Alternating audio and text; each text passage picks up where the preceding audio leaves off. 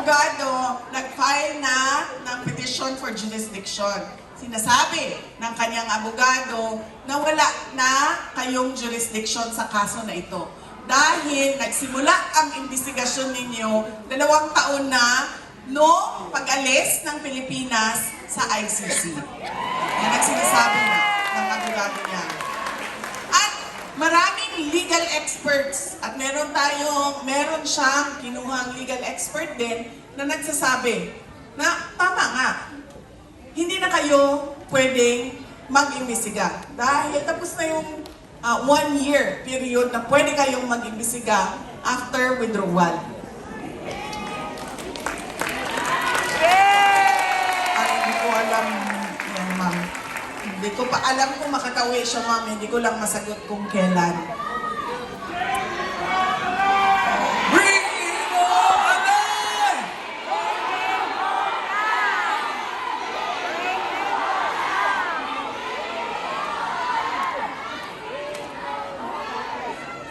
Pangalawa na pinay ng abogado ay yung interim release. Ang kailangan kasi sa interim release ay yung third country o yung bansa na tatanggap kay Pangulong Duterte.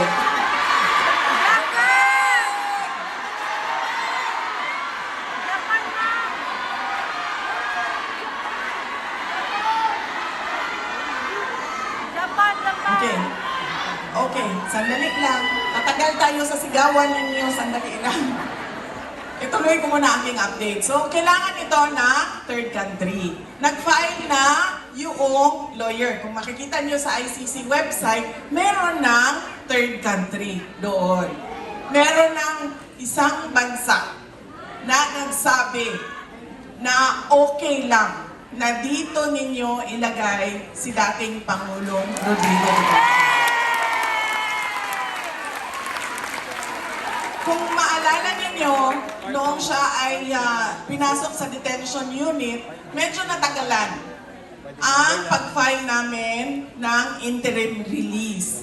Dahil kinausap pa namin at naghanap pa ako ng tutulong sa akin. Dahil wala akong mapagkatiwalaan doon sa Pilipinas, ginamit ko ang aking mga nakilala sa labas ng Pilipinas dahil sa aking trabaho, nakiusap ako sa kanila na tulungan ninyo kami. So medyo matagal yon dahil hindi madali makipag-negosasyon sa isang bansa. Pero, sabi ko nga, dahil sa pagdarasal ninyo, may mga good news na nangyayari. So merong isang bansa na nagsabi, sige, okay lang, dito ninyo siya dalhin. At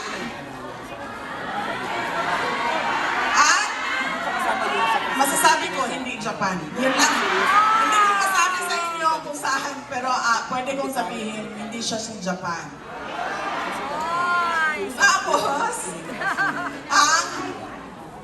ayun, so yan ay pending. Nandoon na lahat ng papeles, dokumento, lahat. Pinasok na namin sa ICC. Ano ba ang sinasabi ng prosecutor? Sabi ng prosecutor, yes sir. Sabi.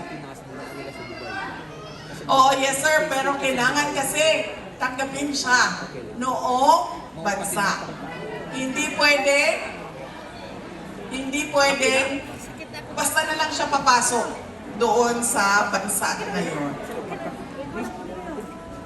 Ano ba ang sinasabi ng prosecutor? Kung nakikita nyo, kumontra sila sa interim release. Sabi nila, hindi pwede yan kasi ang dami niyang kaibigan sa buong mundo. Ang laki ng network ng supporters niya. Yan ang sinasabi ng prosecutor, kaya hindi daw pwede. Pangalawa, yung pamilya niya, hindi nila tinatanggap yung pagkuha ng ICC o pag-detain ng ICC kay dating Pangulong Rodrigo Duterte. Lagi nilang sinasabi ay kinidnap siya. Yun naman ang katotohanan.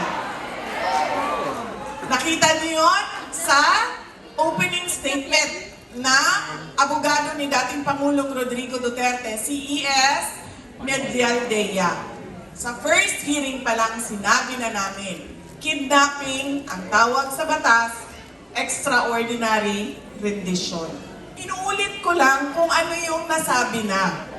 Kaya hindi pwede sabihin ng prosecutor na dahil kay Inday Sara ay hindi namin papalabasin ang kanyang ama.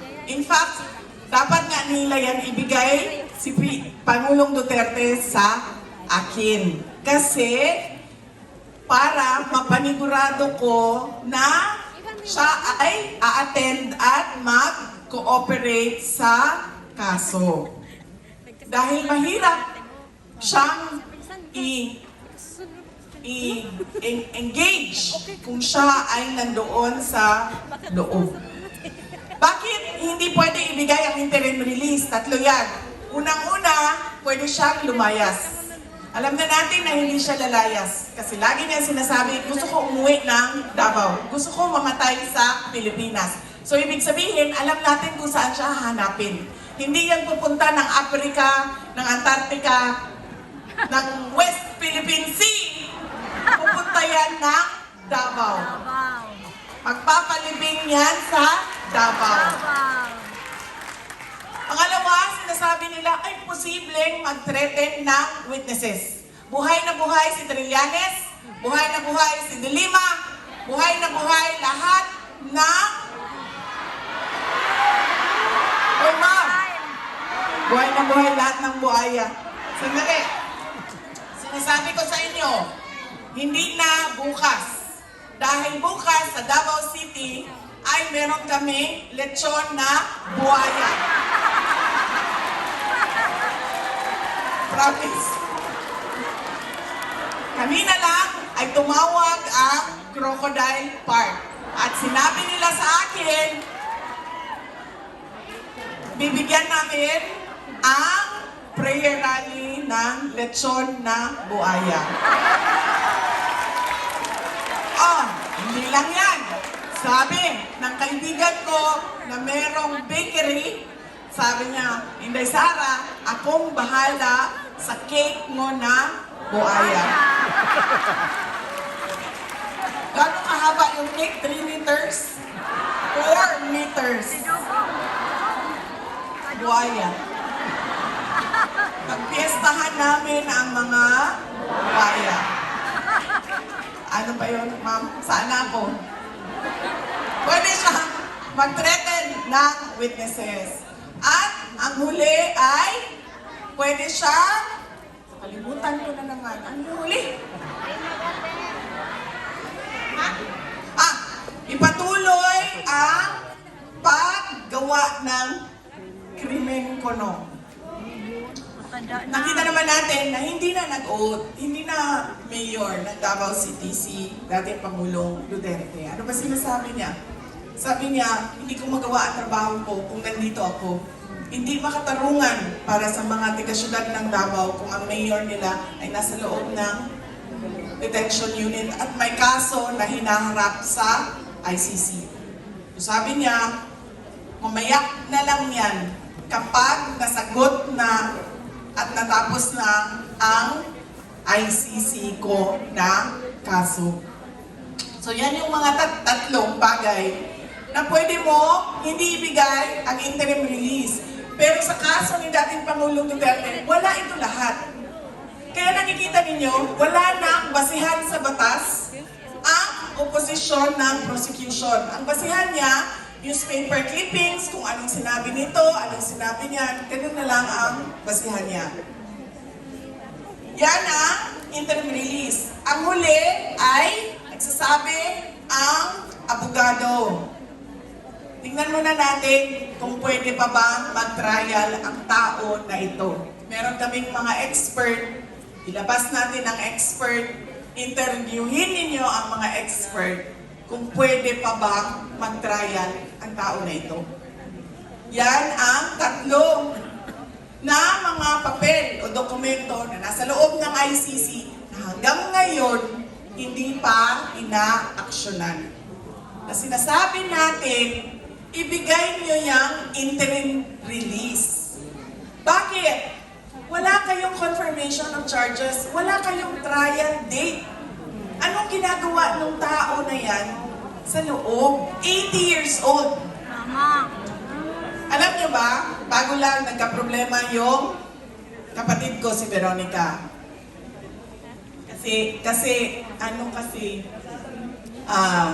si Veronica yung nag-aalaga sa kanya. Ako yung nagpapagalit sa kanya. Pag mga chismis, ganyan, mga kung ano-anong pangpagalit, ako yun. Mga pangangailangan niya, gupit ng buhok, yung kanyang pagpapatina, paggupit ng kuko, yan kay Veronica lahat. Kain niya, damit niya, kapatid ko ang nagpapanigurado na maayos yan lahat. So ito lang, tagal niya naasikaso ang paggupit ng kuko. Kasi magpapaschedule si Veronica, darating ang maggupit ng kuko, pagdating doon ayaw niya magpagupit ng kuko. Tapos malalaman ni Veronica dahil magrereklamo siya. Meron kasi siyang manicurista na simula 1990s hanggang ngayon, yun pa rin ang kanyang manicurista. So wala siyang tiwala sa iba. Sinasabi niya kay Veronica, baka masugatan ako. Pag masugatan ako, sabi niya, hindi niya daw gusto yung sakit dito sa gilid ba, grown. Pati doon sa paa. So nagpa-schedule ulit. Pagdating nung nail technician, ayaw na naman niya magpa-gupit.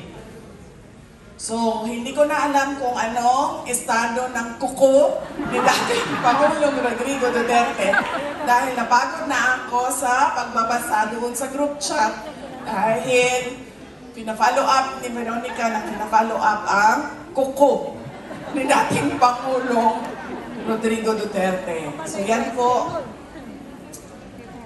ang mga latest na update sa kanyang kaso. Pagdating naman sa ating bayad, ay nakikita ninyo, di ba? Sumabog na ang 2025 budget. Kung maalala ninyo, July 2024 ako nag-resign. July 2024. Dahil yan din yung simula ng budget. Noong 2023,